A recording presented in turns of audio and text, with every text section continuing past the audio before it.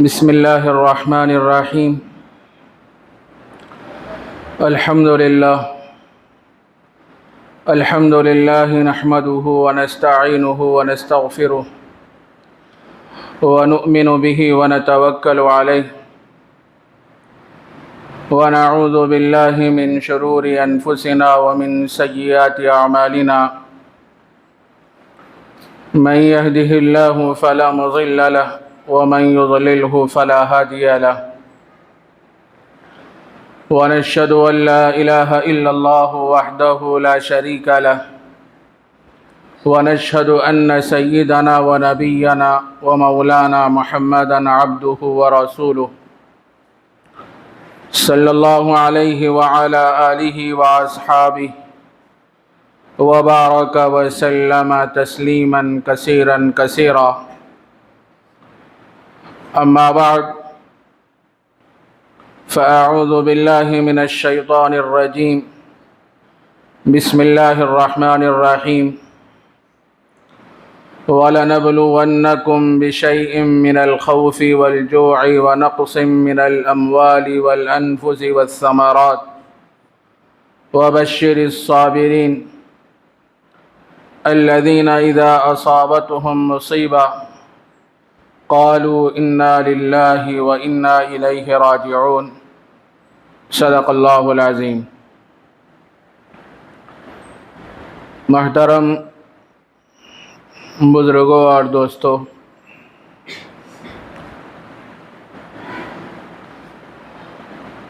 اس دنیا میں انسانوں کے ساتھ مختلف حالات پیش آتے رہتے ہیں. کبھی خوشی کا ماحول ہوتا ہے اور کبھی غم کا ماحول ہوتا ہے، اور کچھ لوگ ایسے ہوتے ہیں جن کو اللہ تبارک و تعالی مال کی فراوانی عطا فرماتے ہیں اور ان کے پاس عالی شان گھر ہوتے ہیں اور کہیں جانے کے لیے عمدہ سواریاں ہوتی ہیں، اور کچھ لوگ ایسے ہوتے ہیں جو بیچارے فاقے کے مارے ہوتے ہیں. ان کے پاس زندگی گزارنے کے لیے کوئی گھر بھی نہیں ہوتا اور کھانے کے لیے گھر میں کوئی چیز میسر بھی نہیں ہوتی. تو اللہ تبارک و تعالی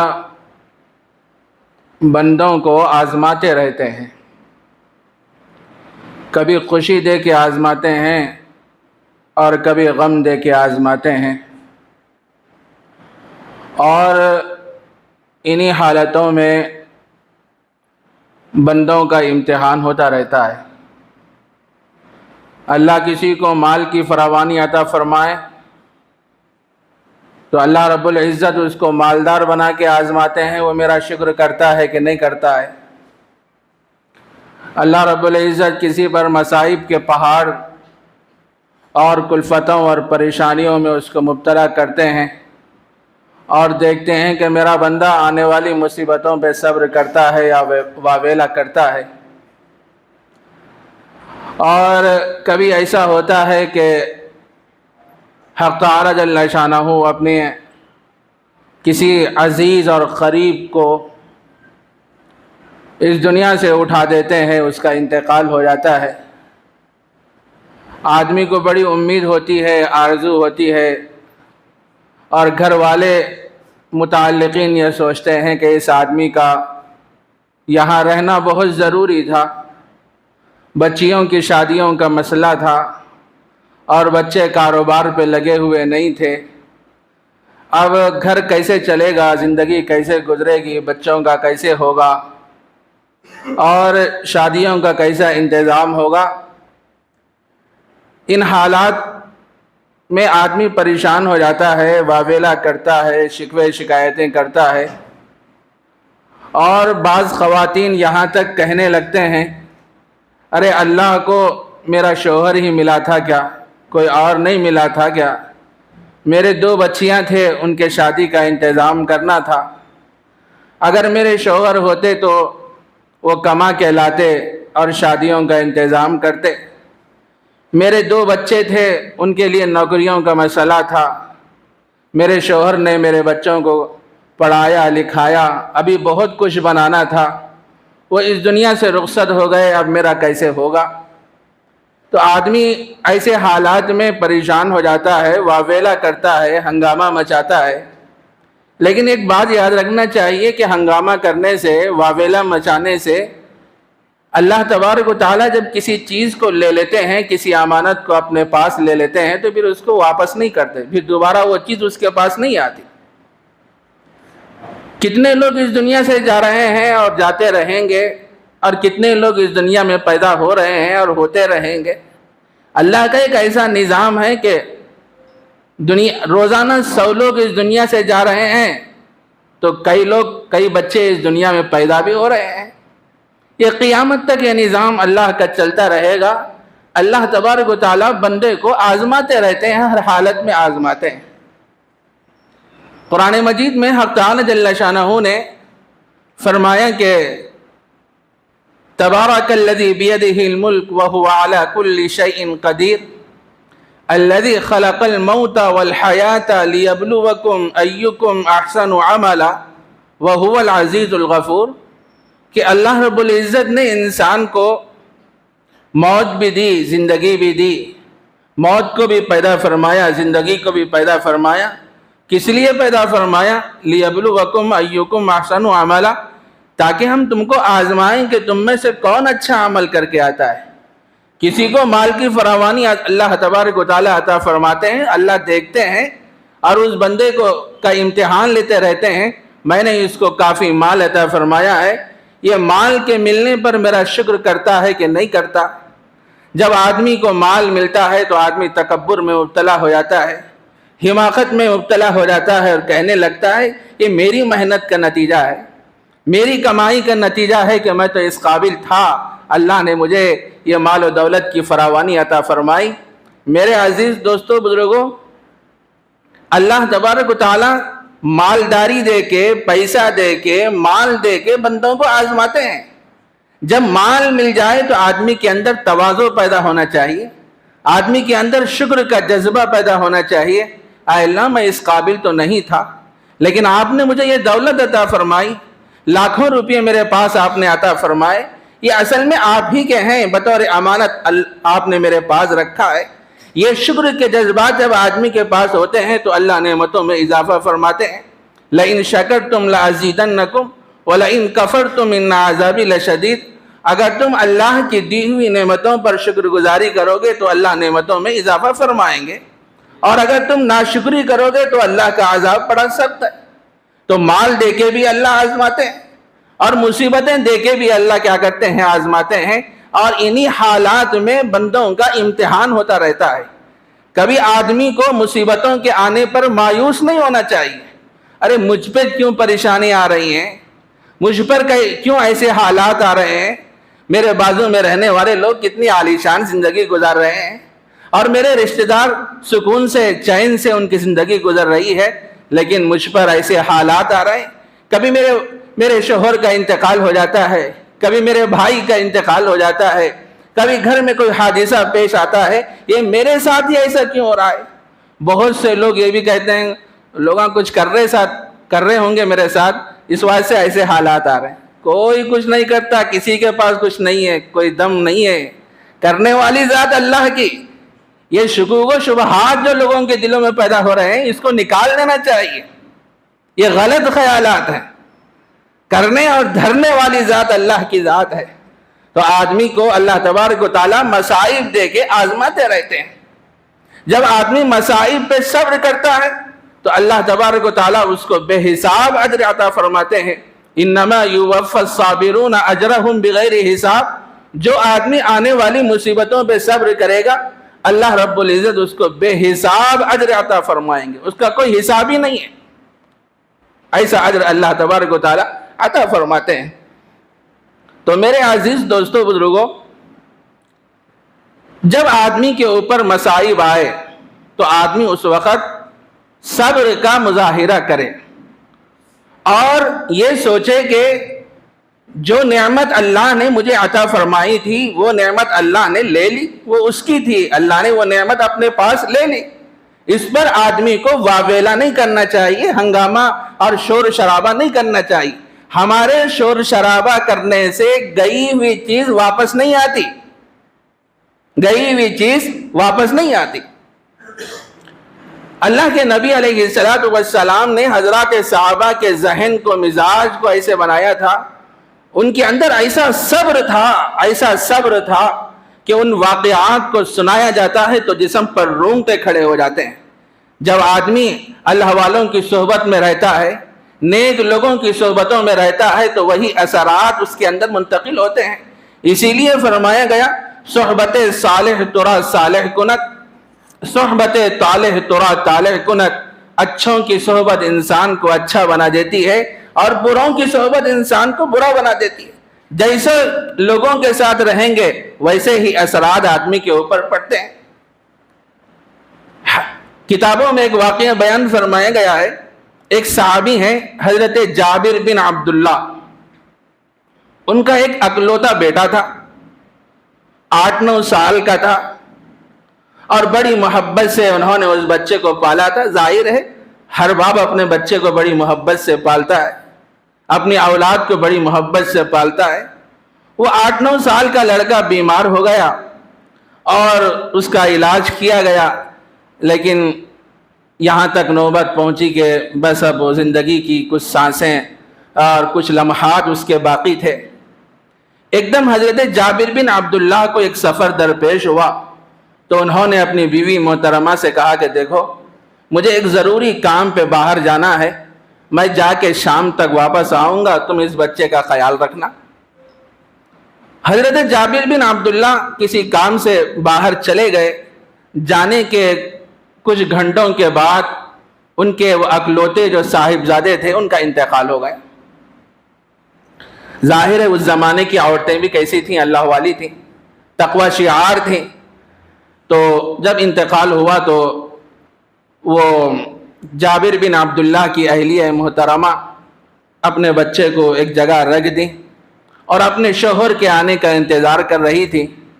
جب ان کے شوہر محترم آ گئے، آنے کے بعد ان کی خیر خیریت پوچھی اور کھانے کا انتظام کیا، دسترخوان بچھائی اور جابر بن عبداللہ اطمینان سے کھانا کھا لیے۔ اس کے بعد پوچھے کہ بیٹا کیسا ہے؟ تو انہوں نے کہا کہ الحمدللہ آرام میں ہے، عافیت میں ہے۔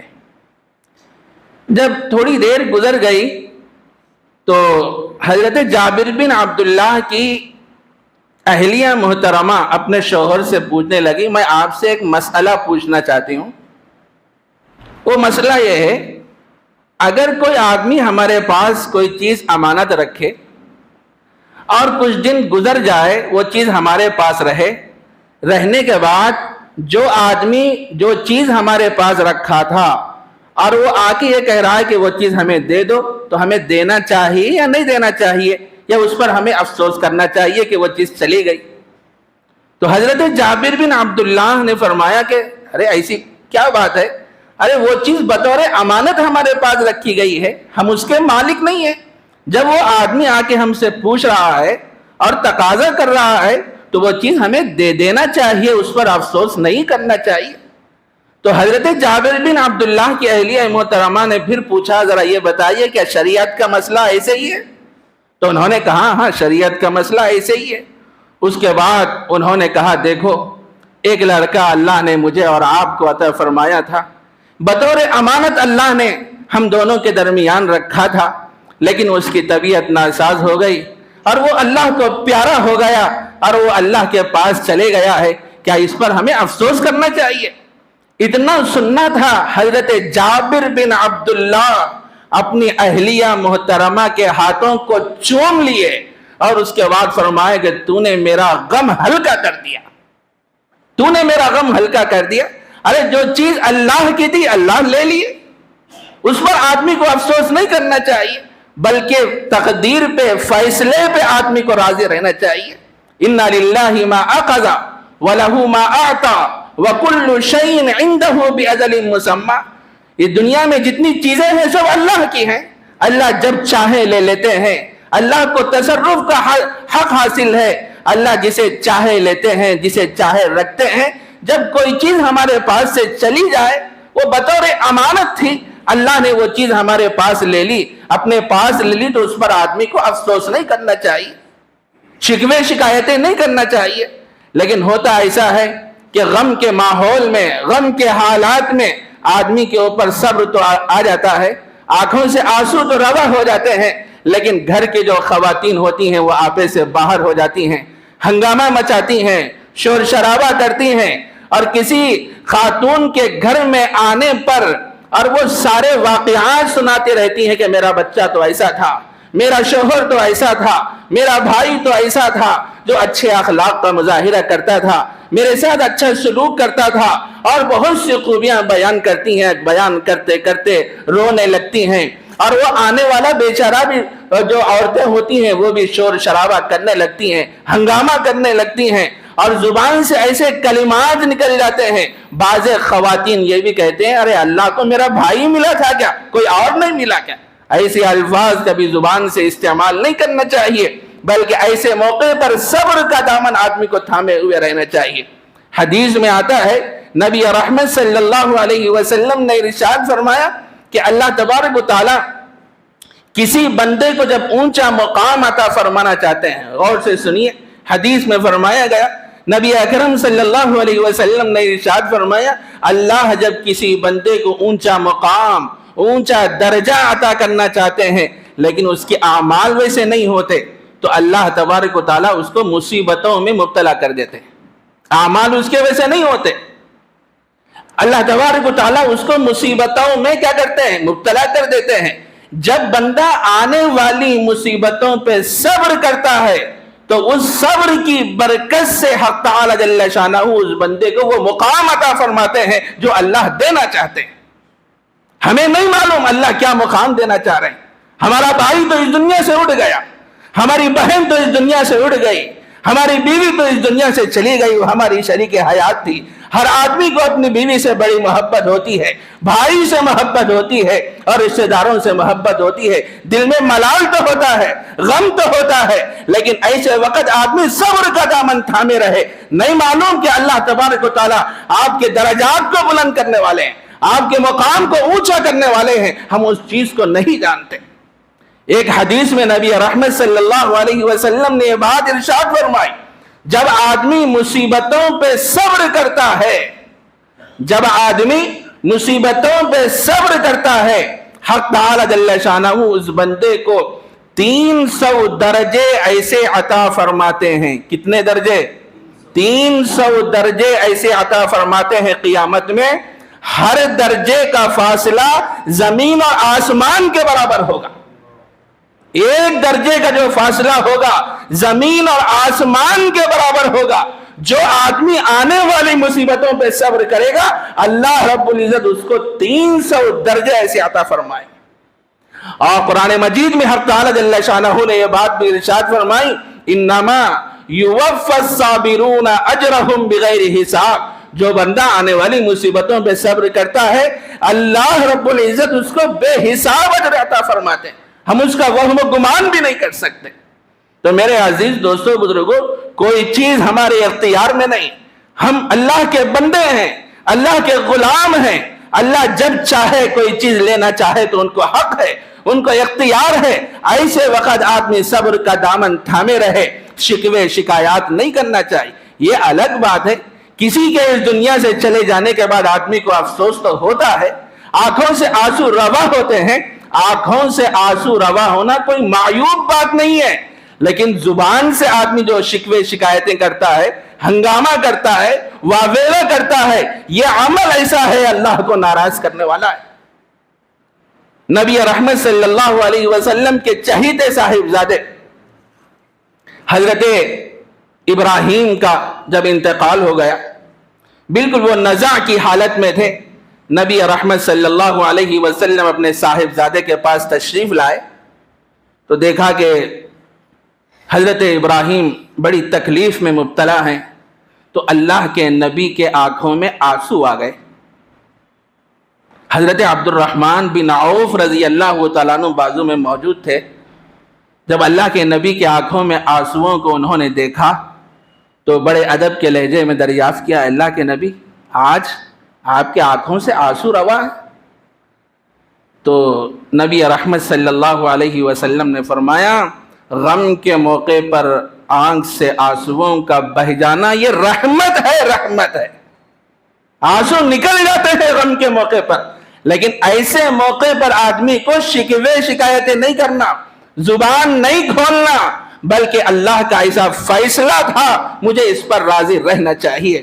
ان العین, نبی اکرم صلی اللہ علیہ وسلم نے فرمایا, ان العین تدمع والقلب يحزن ولا نقول الا ما يرضى ربنا. بے شک اس وقت میری آنکھیں تو آنکھیں آنسو بہا رہی ہیں اور میرا دل غمگین ہے, لیکن میں وہی بات کہوں گا جس سے میرا رب راضی ہوتا ہے. میں وہی بات کہوں گا جس سے میرا رب کیا ہوتا ہے, راضی ہوتا ہے. تو میرے عزیز دوستو بزرگوں, یہ صبر جو ہے نا یہ ایسا ہوتا ہے جب آدمی مصائب پہ صبر کرتا ہے, اللہ کیا کرتے ہیں درجات عطا فرماتے ہیں اور اونچا مقام آدمی کو کیا ہے حق تعالی جل شانہ عطا فرماتے ہیں, اور اس سے بہتر چیز حق تعالی جل شانہ بندے کو عطا فرماتے. جو چیز چلی گئی نا اس سے بھی بہتر چیز اللہ تبارک و تعالی صبر کرنے کے نتیجے میں بندے کو عطا فرماتے ہیں. بہتر چیز کیسے عطا فرماتے ہیں اس کو سناؤں واقعے سے, سنیے.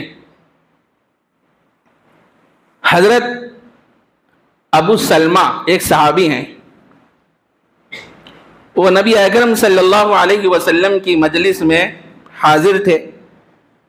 اللہ کے نبی علیہ الصلوۃ والسلام نے فرمایا کہ دیکھو جب کوئی مصیبت آ جائے تو یہ کہنا کہ انا للہ و انا الیہ راجعون, اور اس کے بعد یہ دعا پڑھنا, اللہم اجرنی فی مصیبتی واخلف لی خیرا منہا.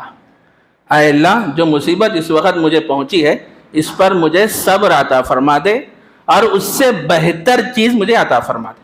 جو چیز چلی گئی ہے اس سے بہتر چیز مجھے عطا فرمائی. نبی رحمت صلی اللہ علیہ وسلم یہ حدیث سنائے. ابو سلمہ اس مجلس میں موجود تھے, انہوں نے اس حدیث کو یاد کر لیا اور اپنے گھر تشریف لائے اور بڑے خوش ہیں. تو بیوی محترمہ نے پوچھا, ام سلمہ رضی اللہ عنہا نے پوچھا کہ آج کیا بات ہے, آپ کا چہرہ کھل اٹھا ہے, حشاش بشاش نظر آ رہے ہیں. تو انہوں نے کہا کہ آج میں نبی اکرم صلی اللہ علیہ وسلم کی مجلس سے سیدھا گھر آ رہا ہوں. نبی رحمت صلی اللہ علیہ وسلم نے ایک حدیث سنائی ہے, جب آدمی مصیبتوں پہ صبر کرتا ہے, خندہ پیشانی کا مظاہرہ کرتا ہے, جو چیز چلی گئی ہے اللہ اس سے بہتر چیز عطا فرماتے ہیں. یہ حدیث میں سن کے آیا ہوں. تو انہوں وہ حدیث سنا دی گھر میں. تو ام سلمہ رضی اللہ عنہا وہ حدیث یاد کر لی, اللہم اجرنی فی مصیبتی واخلف لی خیرا منہا. یہ حدیث انہوں نے یاد کر لی. دیکھیے اللہ کا کیسا عجیب انتظام ہے کہ کچھ دنوں کے بعد ابو سلمہ رضی اللہ عنہ کا انتقال ہو گیا. کچھ دن گزر گئے, ابو سلمہ رضی اللہ عنہ کا انتقال ہو گیا. ام سلمہ اپنے عدت کے ایام پورے فرمائے. اب دل میں سوچ رہی ہیں کہ میرے شوہر محترم کا تو انتقال ہو گیا ہے, میرا شوہر تو بڑا با اخلاق تھا اور میرے ساتھ اچھا سلوک کیا کرتا تھا اور بہت سی خوبیوں کو وہ یاد کرتی تھی. ظاہر ہے ایک انسانی فطرت ہے, آدمی کو بڑا ملال ہوتا ہے, غم ہوتا ہے, اور کبھی کبھی آنکھ سے آنسو بھی جاری ہوتے ہیں. آنکھ سے آنسوؤں کا جاری ہونا کوئی معیوب بات نہیں ہے. تو بار بار وہ سوچنے لگیں کہ میرے شوہر کا تو انتقال ہو گیا, کہ میرے شوہر سے بہتر کون شوہر مجھے مل سکتا ہے, کوئی دوسرا شوہر کون مل سکتا ہے. ان کے دل میں بار بار خیال آنے لگا. ایک دن وہ اپنے گھر میں بیٹھی ہوئی ہیں, چمڑے کو دباغت دے رہی تھی. چمڑے کو نمک وغیرہ لگاتے نا, لگا کے دباغت دے رہی تھی. وہ کام میں مصروف تھیں. دو جہاں کے سردار سید الاولین والآخرین محبوب رب العالمین سیدنا حضرت محمد الرسول اللہ صلی اللہ علیہ وسلم ام سلمہ رضی اللہ عنہا کے گھر تشریف لائے. ام سلمہ نے دیکھا کہ نبی رحمت صلی اللہ علیہ وسلم میرے گھر تشریف لائے, تو خوشی سے انہوں نے پھولے نہیں سمایا. اس کے بعد گھر میں گئیں اور اچھا سا جو بھی بچھانے کا ہو سکتا تھا کپڑا لائیں اور لا کے بچھا دیں, اور انہوں نے کہا کہ آپ یہاں بیٹھ جائیے. اللہ کے نبی آئے اور آ کے بیٹھ گئے. تو ام سلمہ رضی اللہ عنہا نے دریافت کیا کہ اللہ کے نبی آپ اس غریب خانے پہ کیسے تشریف لائے, آنے کا مقصد کیا ہے؟ تو نبی رحمت صلی اللہ علیہ وسلم نے ام سلمہ رضی اللہ عنہا سے فرمایا, ام سلمہ میں تم سے نکاح کرنا چاہتا ہوں, اس واسطے آیا ہوں. میں تم سے نکاح کرنا چاہتا ہوں, اس واسطے میں آیا ہوں. ام سلمہ رضی اللہ عنہا نے کہا کہ اللہ کے نبی علیہ الصلوۃ والسلام میں ذرا غیرت عورت ہوں, شرمیلی عورت ہوں. دوسری بات یہ ہے کہ میرے بال بچے ہیں, میں بچے والی ہوں. اور تیسری بات یہ ہے کہ میں عمر رسیدہ ہوں, ایک عمر کو پہنچ گئی ہوں. تو نبی رحمت صلی اللہ علیہ وسلم نے ام سلمہ رضی اللہ عنہا سے فرمایا, دیکھو اللہ تمہاری بیجا غیرت کو دور کر دے, بیجا غیرت کو دور کر دے. اس کے بعد فرمایا, تم کہہ رہی ہو کہ میرے بچے ہیں, ہاں میں بھی بال بچے والا ہوں, تم بھی بچے والے ہو, میں بھی بچے والا ہوں.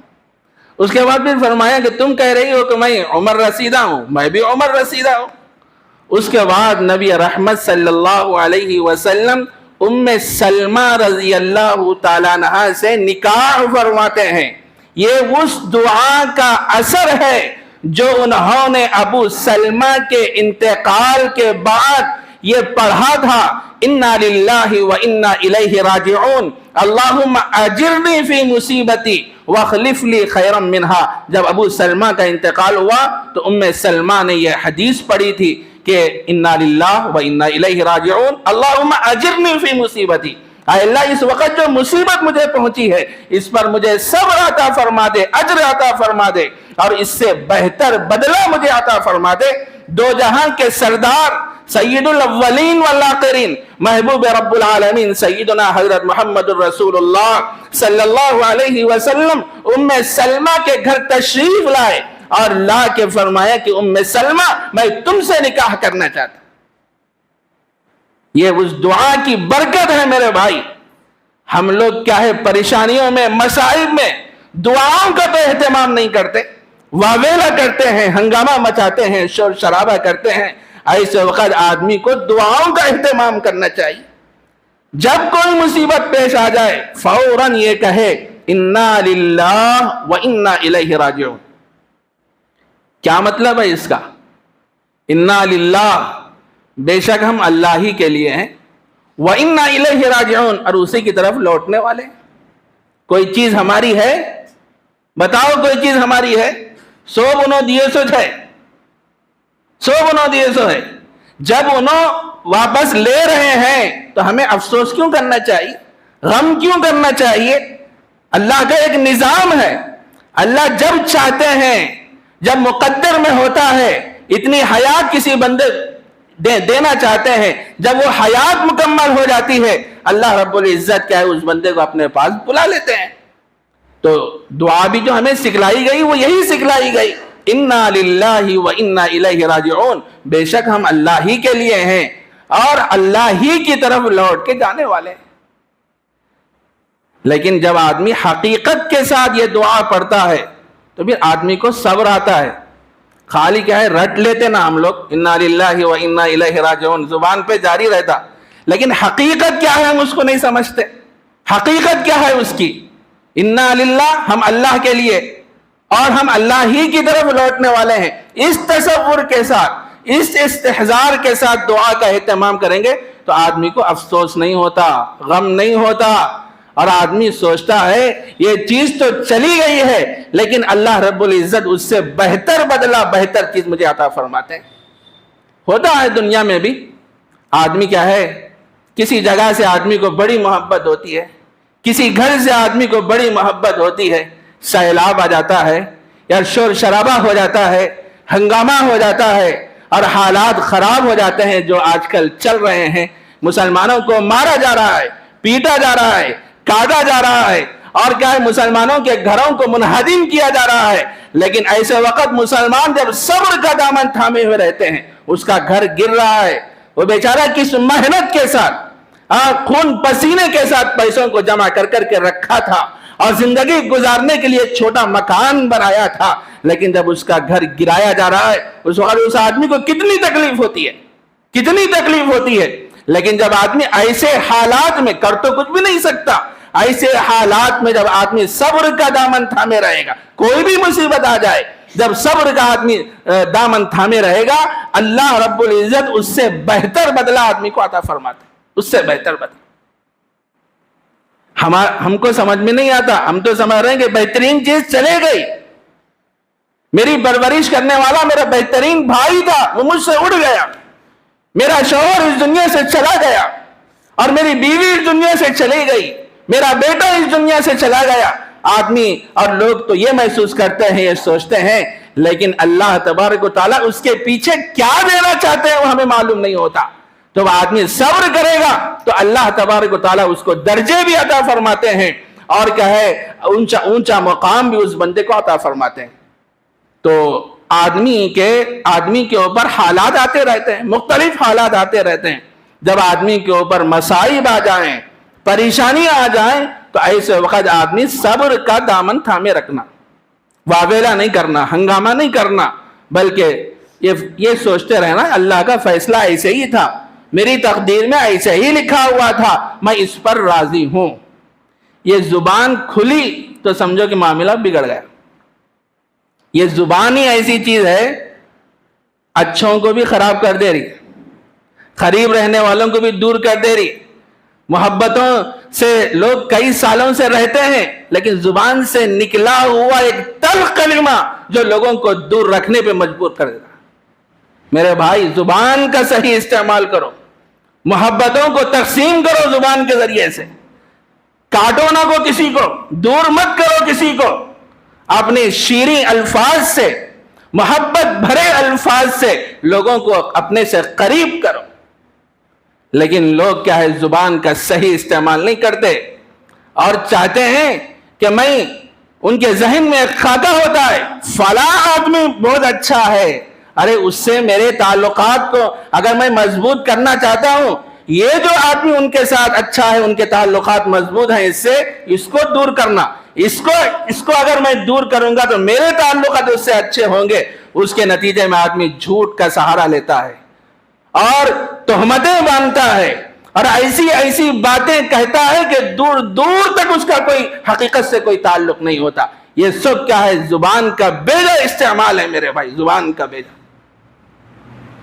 اسی لیے جو فرمائے گا، ایک صاحب نے پوچھا تھا کہ بنی آدم کے اندر کتنے عیوب ہیں، پوچھنے والے پوچھے کتنے عیوب ہیں، تو وہ اللہ والے جواب دیے، ارے انسان کے اندر 8000 عیوب ہیں، 8000 سے بھی زیادہ ہیں، نقائص خامیاں 8000 سے بھی زیادہ ہیں.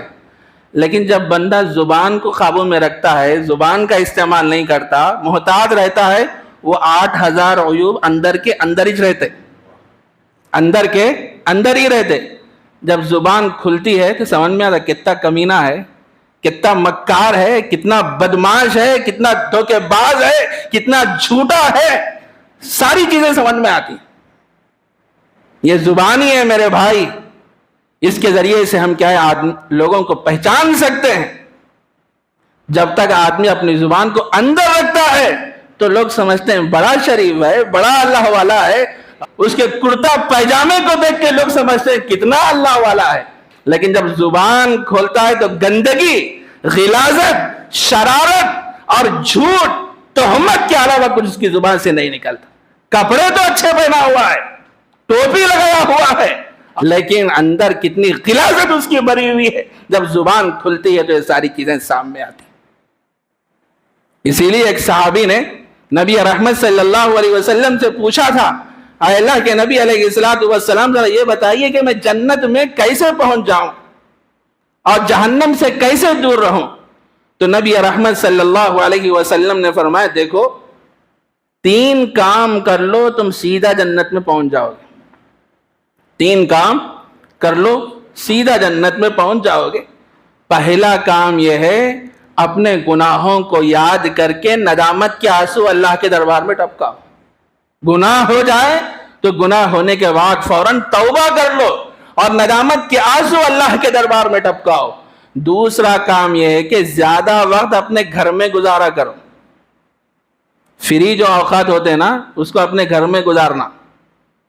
اپنے بچے ہیں، بیوی ہے، ہاں ان کے بھی حقوق ہوتے ہیں، لیکن ہمارا عجیب حال ہے. بہت سے لوگ بولتے، عورتیں آتے ہیں مسئلہ پوچھنے کے لیے، مولوی صاحب میرے شوہر گھر میں رہتے نہیں، مولوی صاحب صبح نکل گئے فجر کی نماز پڑھ کے تو پھر رات میں آتے، وہ بھی اداس آتے، بالکل ایسی حالت رہتی. اب کچھ پوچھے تو کیا ہے ماشاءاللہ بی پی 150 160 180 پہ رہتا. اب میں ان کے چہرہ دیکھتے ڈر جاتی. اب میں کیا بولوں؟ بیچارے کھانا کھا لیتے، سو جاتے، پھر صبح اٹھتے، پھر چلے جاتے، پھر شام میں آتے تو وہی کیفیت. میرے بھائی گھر والوں کے ساتھ اچھا رہنا چاہیے، زیادہ وقت اپنے گھر میں گزارو. اور تیسرا کام یہ ہے کہ اپنی زبان کو قابو میں رکھو. جو آدمی زبان کو قابو میں رکھے گا وہ بہت سی آفتوں سے محفوظ رہے گا. ایک صاحب ایک وہ بہت بڑے عالم سے پوچھے،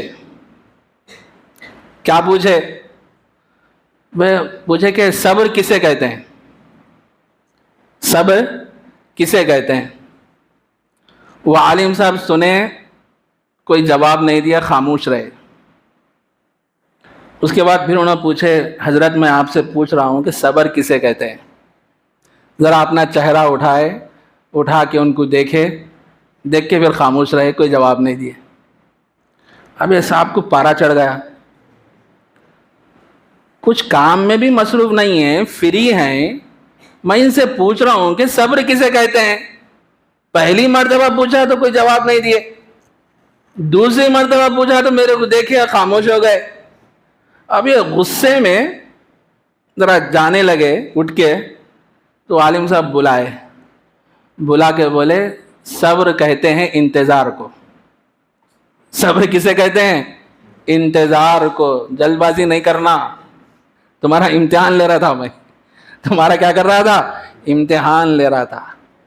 صبر کہتے ہیں انتظار کو. ذرا پریشان ہو گئے ایک دم. اس کے بعد پھر بولے صبر کہتے ہیں برداشت کو. صبر کہتے ہیں برداشت کو. یہ سنے تو اور حیرت میں پڑ گئے. اس کے بعد وہ بولے کہ اصل میں اس وجہ سے جلدی کر رہا تھا کہ ایک فلاں کام آیا ہوا تھا تو اس کام کی تکمیل کے لیے میں جا رہا تھا. تو مولانا محترم نے فرمایا بیٹھ جاؤ، صبر کے بارے میں تم نے پوچھا نا، میں اس کی وضاحت کرتا ہوں. سنیے، اور بھی بہت سی چیزیں ہیں. صبر کہتے ہیں مشکل وقت میں اپنے آپ کو تھامے رکھنا. مشکل وقت میں اپنے آپ کو کیا کرنا؟ تھامے رکھنا. اس کو صبر کہتے ہیں. اور جب آدمی اللہ کو ناراض کرنے والے کاموں کی طرف چل رہا ہے، اس کا نفس اس کو لے کے جا رہا ہے، ایسے وقت آدمی گناہوں کی طرف جانے سے رکے رہنا، یہ صبر ہے. یہ کیا ہے؟ صبر ہے. انسان کا جو نفس انسان کے ساتھ لگا ہوا ہے، ان النفس لامارۃ بالسوء، انسان کا نفس تو انسان کو برائیوں کا حکم دیتا رہتا ہے. زندگی بھر اس سے مقابلہ کرنا ہے بھائی. نفس سے کیا ہے؟ زندگی کی آخری سانس تک مقابلہ کرنا. ان بہت تگڑا ہے، ہم بھی ایسے تگڑے ہونا. ان جو بولے اس کے مطابق نہیں کرنا، بلکہ کیا کرنا؟ اللہ جیسا فرما رہے ہیں، اللہ کے نبی نے جیسے زندگی گزاری ہے، اسوہ ہمارے سامنے چھوڑا ہے، اس کے مطابق ہمیں کرنا ہے، نفس کے مطابق ہمیں نہیں کرنا. یہ بہت بڑا دشمن ہے ہمارا جو اندر بیٹھا ہوا ہے نفس. یہ انسان کے ساتھ ہمیشہ لڑتا رہتا ہے اور مقابلہ کرتا رہتا ہے، اور ہمیشہ آدمی کیا ہے؟ اس سے ہی شکست کھا جاتا اپنے نفس سے. ایسے کام ہونے لگتے ہیں میرے بھائی، ان واقعات کو سنایا جاتا ہے تو جسم پر رونگٹے کھڑے ہو جاتے ہیں.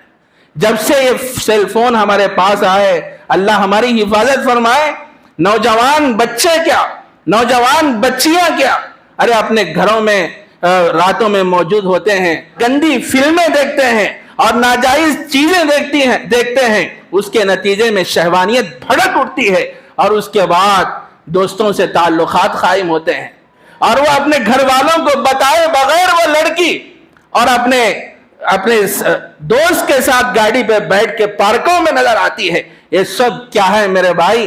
جو آدمی نفس کے چنگل میں آ جاتا ہے اور یہ سوچتا ہے جیسا نفس کہے گا میں اس کے مطابق عمل کروں گا، یہ نفس آدمی کو کیا ہے؟ گناہوں کا حکم دیتا ہے، نافرمانی کی طرف انسان کو لے کے جاتا ہے۔ ایسے وقت آدمی نفس کا مقابلہ کرنا چاہیے، اور زندگی کی آخری سانس تک کیا اس کے ساتھ امتحان ہے ہمارا، اس کے ساتھ مقابلہ ہے۔ کسی شاعر نے کہا ہے، وقت ہو گیا نا چچا، بعد میں بات کریں گے پھر۔ نہ ایک شعر ہے، نہ چت کر سکے نفس کے پہلواں کو، غور سے سنو، نہ چت کر سکے نفس کے پہلواں کو، یوں ہاتھ پاؤں بھی ڈھیلے نہ ڈالے۔ بڑا تگڑا جی جو ہمارا مد مقابل ہے نفس، تو فرمائے گا نہ چت کر سکے نفس کے پہلواں کو، یوں ہاتھ پاؤں بھی ڈھیلے نہ ڈالے، ارے اس سے کشتی تو ہے عمر بھر کی، زندگی بھر لڑنا ہے اس سے، ارے اس سے کشتی تو ہے عمر بھر کی، کبھی تو دبا لے کبھی وہ دبا لے۔ کبھی تو نفس کے چنگل میں آ گیا، فوراً تائب ہو جا، توبہ کر لے اور اللہ سے عہد کر لے، اے اللہ پھر میں یہ گناہ نہیں کروں گا۔ تو ارے اس سے کشتی تو ہے عمر بھر کی، کبھی تو دبا لے کبھی وہ دبا لے۔ تو فرمایا گیا، وہ عالم صاحب نے فرمایا دیکھو تم پوچھ رہے ہو نا صبر کسے کہتے ہیں، کہ مشکل وقت میں اپنے آپ کو ثابت قدم رکھنا، یہ کیا ہے؟ صبر ہے۔ یہ کیا ہے؟ صبر ہے۔ اور گناہوں والے کاموں سے اپنے آپ کو دور رکھنا، یہ ہے صبر، یہ ہے صبر۔ اور یہ صبر کیسے حاصل ہوتا ہے؟ جب آدمی کا توکل اللہ کی ذات پہ ہوتا ہے، جب آدمی اللہ پہ بھروسہ کرتا ہے تو اس کے نتیجے میں آدمی کے اندر صبر پیدا ہوتا ہے۔ وَمَن يَتَوَكَّلْ عَلَى اللَّهِ فَهُوَ حَسْبُهُ، جو آدمی اللہ پہ توکل کرے گا اللہ اس کے لیے کافی ہے۔ توکل کا مطلب کیا ہے؟ ارے کرنے والی ذات اللہ کی ہے، سب کچھ انت کر رہے ہیں، یہ کائنات کا جو نظام جو چل رہا ہے وہ اللہ کے کرنے سے چل رہا ہے۔ مصیبتیں بھی آ رہی ہیں تو وہ اللہ کے کرنے سے آ رہی ہیں، پریشانیاں بھی آ رہی ہیں تو وہ اللہ کے کرنے سے آ رہی ہیں۔ جب آدمی کا توکل اللہ کی ذات عالی سے مضبوط ہوتا ہے تو اس کے نتیجے میں آدمی کے اندر صبر پیدا ہوتا ہے، آدمی صبر کرنے لگتا ہے۔ تو بہرحال آج کی مجلس میں اتنا ہی کافی ہے۔ حالات آدمی کے اوپر آتے رہتے ہیں، پریشانیاں آتے رہتے ہیں، ایسے موقع پر آدمی کا کیا ہے؟ امتحان ہوتا رہتا ہے۔ ایسے وقت آدمی صبر کا دامن تھامے رہے، شور شرابہ نہ کرے، واویلا اور ہنگامہ نہ کرے۔ اللہ مجھے بھی عمل کی توفیق عطا فرمائے، آپ حضرات کو بھی۔ وآخر دعوانا ان الحمد للہ رب العالمین۔